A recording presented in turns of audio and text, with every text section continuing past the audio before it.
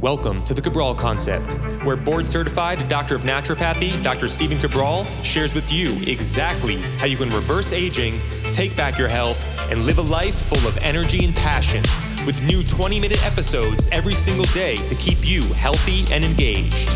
Now, here's your host, Dr. Stephen Cabral. Hey everybody, welcome back. We're here today, episode 2748 of the Cabral Concept. If you want to find the show notes, the three big takeaways, head on over to stephencabral.com/2748. Today we're going to be getting into how glyphosate hides in your healthy foods. I think this is something to not be overly worried about, but at least conscious about, so that when you go food shopping, whether it's online or actually in the store, you know what to look for, you know what could be most contaminated, because glyphosate is causing major health issues. If you don't know what glyphosate is, it is an herbicide. So think of it as essentially a pesticide that's sprayed in fields and on crops, and people use it in their own, driveways and things like that in order to kill weeds.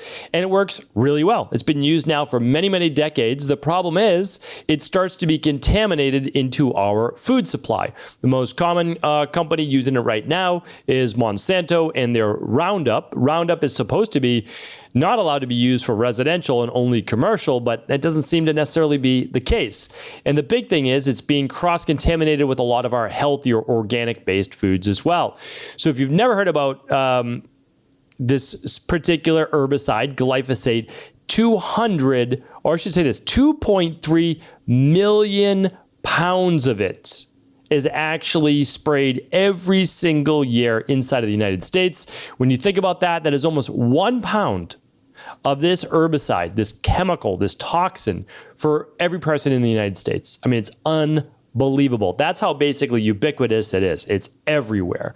I shared with you a case study of how to test your own glyphosate levels, or your children, ages 3 years and up. Any age is fine. It's a simple urine test you can do right at home.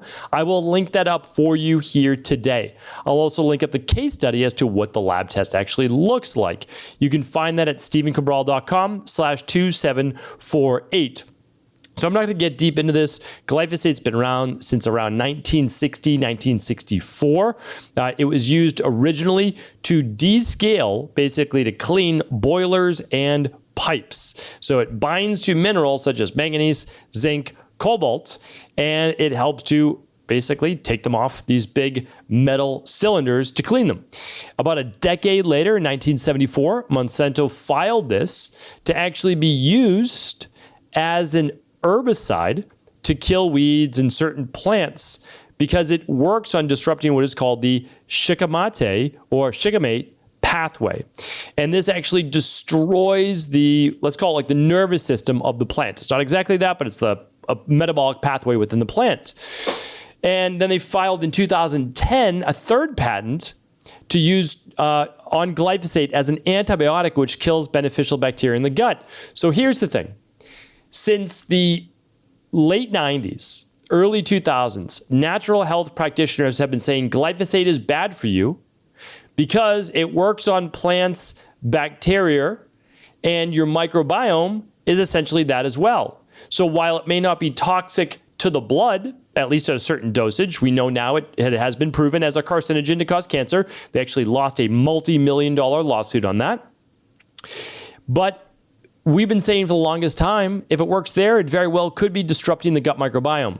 Lo and behold, 2010, they know it does, and they file a patent to use it as an antibiotic to actually destroy bacteria in the gut and the body. So really remarkable. I mean, this is a dangerous thing. It can lead to liver toxicity. It can lead to a breakdown in liver detoxification. As I told you, it can cause gut microbiome issues, so bloating, gas, all sorts of imbalances there. It can affect the immune system. It can affect, because obviously if you have a lot of intestinal permeability and leaky gut, could cause autoimmune issues. Can cause disruption in what's called sulfur-based metabolism and glutathione. So again, not allowing the liver to be able to process and break down a lot of chemicals from the environment. It's considered a xenoestrogen, so it can actually increase estrogen levels inside of the body. It can disrupt methylation metabolism, which could affect then DNA replication. It could potentially, again, not saying any of these things are founded yet, but potentially cause birth-based issues if you're messing with folate, especially methylfolate, and also may cause low thyroid as well and hypothyroidism. So this is nothing really to fool around with at all. I mean, it's honestly not. This is a true toxin.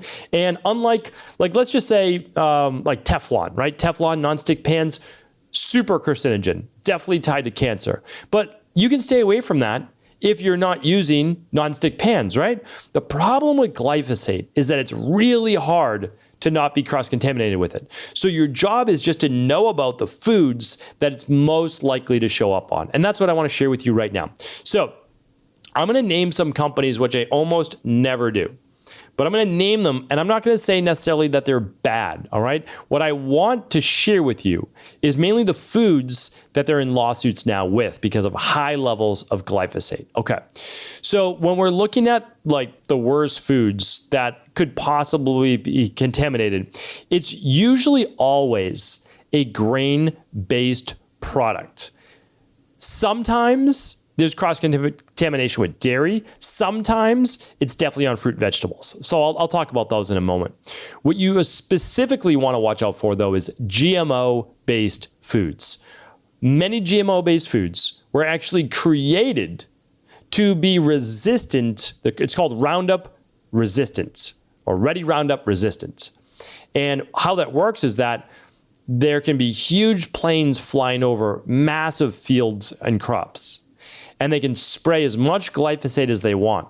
And it will destroy the weeds growing, right? Because you don't want weeds in your garden. You don't want weeds in your fields because that will take the water, right? That'll take the nutrients from the soil, not your crops. So they spray this especially on young crops when there's not a full lot of ground cover, meaning like you can actually access the ground and the weeds, and then it kills those. Now, as they grow taller, they don't need as much typically because the weeds won't get the sunlight, right? And so they're not going to be able to grow.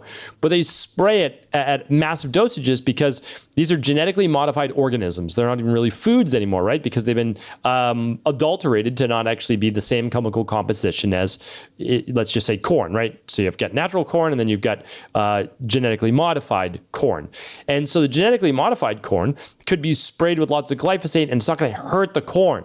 It's going to hurt the weeds because the corn's been genetically modified to be totally fine with dealing with this Roundup, right? Or this glyphosate. All right, so that's something to watch out for. Wheat is especially bad. A lot of people will make the argument that they can go over to France, they can go to Italy, they can go overseas, and they can eat wheat and bread and they feel totally fine, and they come back to the US and they feel terrible. Some people blame it on the glyphosate because they're not using at least the same level over in Europe. But it also could be that they're using more of a sourdough. It also could be that you're relaxed, right? You're enjoying yourself, you're stress-free. There's a lot of different ways, but what I'm going to say is this, there's absolutely a tie to glyphosate. Like there's no doubt about that. Okay, so we're going to watch out for wheat especially and a lot of grains. Here's what I want to share you. I've got 6 examples. The first one is from General Mills, and they had to remove the 100% natural label from their Nature Valley granola bars because they're contaminated with glyphosate. Again, I'm not calling out these companies in a bad way. What I'm saying is granola, oats, we have to be careful, right? So unless the oats are tested to be organic and non-GMO, I don't know that there are GMO oats, but like non-GMO, that's great. Organic automatically means non-GMO, by the way, so you can just look for the organic symbol. Now, not a lot of companies, not every company can afford all the organic-based labels, and that's important to understand. If it says organic, though, that's important because it means it is organic even if they couldn't pay for it. Because there's a lot of, I shop at small farms that can't put the organic label on it. They can't. Like they're not going to pay for that. They're not able to. All the prices for all their crops would go up, et cetera, or what they have to charge it at. So again, I know these farms, talk with the people. I'm totally fine with that. So a lot of it is based on your comfort level. But if you're going to, if they're organic, yeah, go to the farm, check it out, especially if it's a local farm. If you have kids, it's amazing. Like I take my girls to farms all the time. We get to see the actual crops growing. We get to see the animals, and they've always done that since they were little. I'm not saying everyone's going to do that, but shop your local farmer's market. It would be really devious of them and illegal if you said, hey, these are organic, and they would say, yes, they are. We just don't have the certification. Okay, anyway, I digress. So now another company, and I'm a fan of this company. I buy a lot of their products. Bob's Red Mill. Big fan of Bob's Red Mill. Will continue to purchase their products.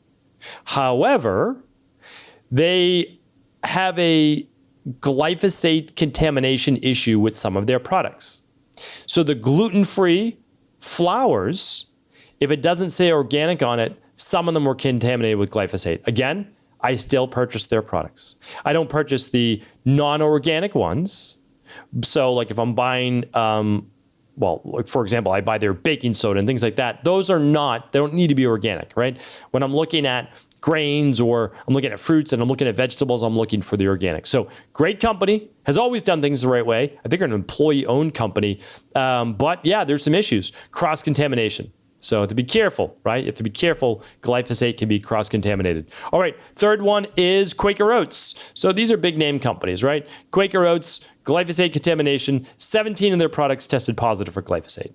Not good, right? Not ideal. Fourth one, Panera Bread.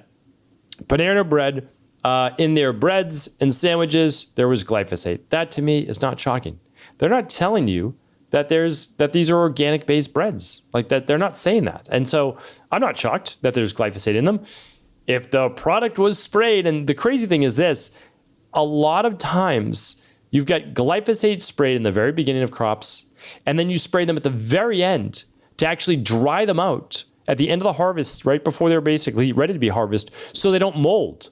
So like you get it in the beginning, and then it can take time to wash off. Like that would actually be ideal. But no, they spray them at the end of the season as well to help dry them out so they don't mold. So that's why wheat is really dangerous to get non-organic. All right, Ben & Jerry's ice cream. Random, right? So Ben & Jerry's ice cream, at least some of them, had glyphosate. And all 5 major orange juices, so don't buy orange juice. I mean, that's like the first case. Eat oranges. Don't buy the orange juice. Were contaminated with glyphosate. So I share these with you because they're ubiquitous. They are everywhere within our environment. So, what do we do? Like the thing is this, we try not to support GMO-based products. We try to buy organic whenever possible. And when we look at fruits, vegetables, and grains, especially important to buy organic. But if you can't, look for the glyphosate-free label, if there is one. They're not always tested because, again, that costs hundreds of dollars to test, right? Like, for example, our whole food bars over at Equilife, we pay for those to be tested to be glyphosate-free because although so this is what I want to share with you, the Clean 15 and Dirty Dozen. So we always choose foods that are part of the Clean 15. Right? If you can't get them organic. The Dirty Dozen, you always want to buy organic. I'll share that if you have no idea what I'm talking about with the Clean 15 foods and the Dirty Dozen foods. They come out every year by the Environmental Working Group. And I'm going to link up my latest podcast from this year on the Clean 15 and the Dirty Dozen. So basically the Dirty Dozen, you always purchase organic or you don't eat because they're going to be contaminated. But the Clean 15, you can save some money if you want, if you're not able to purchase organic, and those would be okay. All right. So again, with wheat, I think it's important, since it's not always on the list, that is always purchased organic, that you do your best for sure. Like that's my big thing. And again, I understand you're out, you're enjoying a cheat meal, a flex meal, whatever you want to call it, and you're eating the bread and you're eating pasta. It's almost never going to be organic. So assume that you're going to get a little bit of glyphosate in there, right? So that's why, for me, I don't go around every single day worrying. My family and I have made a decision that we're going to spend our money to purchase organic. We're going to purchase from companies, even if they're not certifying organic, that we know that they're using organic. We're going to buy clean food, clean meat, clean fish, all those different things. For myself, my 2 daughters, I know everyone can't do that. I know I'm fortunate to be in that position. I'm not saying that I'm not. So I'm giving you the Clean 15 and the Dirty Dozen to be able to do that. And then understanding that you may, again, if you're questioning, hey, am I good or am I not good, run the glyphosate test, right? For you, your family, it's a simple urine test. I'll link that up at stevencabral.com/2748. All of the 3 big takeaways will be there today. Again, I'm a big advocate of doing a functional medicine detox every quarter. I can't link that up for sure, but I'll link up everything I spoke about today plus additional information at stephencabral.com/2748. I would love to hear your comments. Would love to hear your feedback. If you want a part 2 to this show, part 3 to this show, happy to do that. I'll link up the glyphosate case studies for you as well. So just let me know. Again, this podcast is for you. I want to make sure that I'm covering topics that are important to you. Thank you so much for being a part of this community. I appreciate you. Do feel free to share the show with anyone you believe it could serve. Are you ready to heal yourself and then go on to heal others? If so, the Integrative Health Practitioner Institute can help you discover proven functional medicine protocols that blend the best of 7 different healing disciplines from around the world. I personally share with you the exact handouts and protocols I use in my private practice that enable people to get well, lose the weight, and live longer, stronger. I want to pass this information on to the next generation of health coaches, and that is exactly why I created IHP. We are the future of the health coaching industry, and the skills and knowledge you will learn will make you an in-demand certified health coach anywhere in the world. Although we have many medical professionals taking the IHP certifications, no experience is necessary, and half our members have no previous health certifications. At the Integrative Health Practitioner Institute, our motto is a health coach in every home. Our goal is that you take this knowledge and then share it with family, friends, loved ones, your community, or in a practice where you create a career you love and can be proud of. The global IHP community is filled with some of the most kind and caring people in the world, and we can't wait to welcome you into our world soon. For more information or to set up a discovery call with one of our IHP Health Coach graduates, simply head over to integrativehealthpractitioner.org.